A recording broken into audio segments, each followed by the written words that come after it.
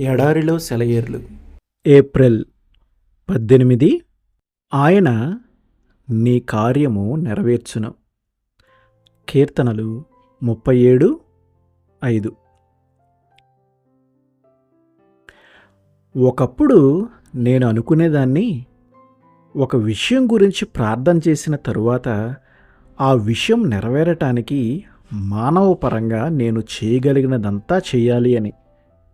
అయితే దేవుడు సరైన మార్గాన్ని బోధించాడు. ఎలాగంటే, నేను చేసే ప్రయత్నాలు ఆయన పనికి ఆటంకాలు తప్ప మరేమీ కాదని.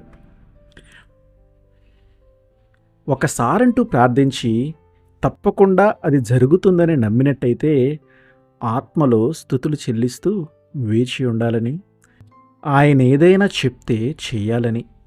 కానీ చేతులు ముడుచుకు కూర్చోవటం, ఏమీ చేయకుండా కేవలం దేవుడి మీద భారం వేసి ఊరకుండటం మనకి రుచించదు. పోరాటంలోకి మనం స్వయంగా దూకాలన్న శోధనను తట్టుకోవటం కష్టం. నీళ్లల్లో మునిగిపోతున్నవాడు తనను రక్షించటానికి వచ్చిన వాడిని తానే రక్షించాలని ప్రయత్నిస్తుంటే వాడి ప్రాణాలు కాపాడటం ఎంత కష్టమో మనకు తెలుసు. అలానే మన పోరాటాలు మనమే పోరాడుతూ ఉంటే మన పక్షంగా యుద్ధం చేయటం దేవునికి కష్టమైపోతుంది. చేయడానికి కాదు, చేయలేడు. మనం జోక్యం కలిగించుకోవటం ఆయన్ని అడ్డగించినట్టే. ఇహలోకపు శక్తులు చురుకుగా పనిచేస్తుంటే ఆత్మశక్తులు మెదలకుండా ఊరుకుంటాయి. ప్రార్థనకి జవాబివ్వటానికి దేవుడు కొంత సమయం తీసుకోవచ్చు.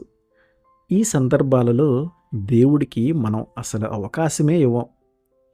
ఒక గులాబీ పువ్వుకి రంగు వేయటానికి, ఒక దేవదారు చెట్టుని పెంచటానికి, గోధుమ పొలాల్లోంచి రొట్టెలు తయారు చేయటానికి కొంత సమయం కావాలి.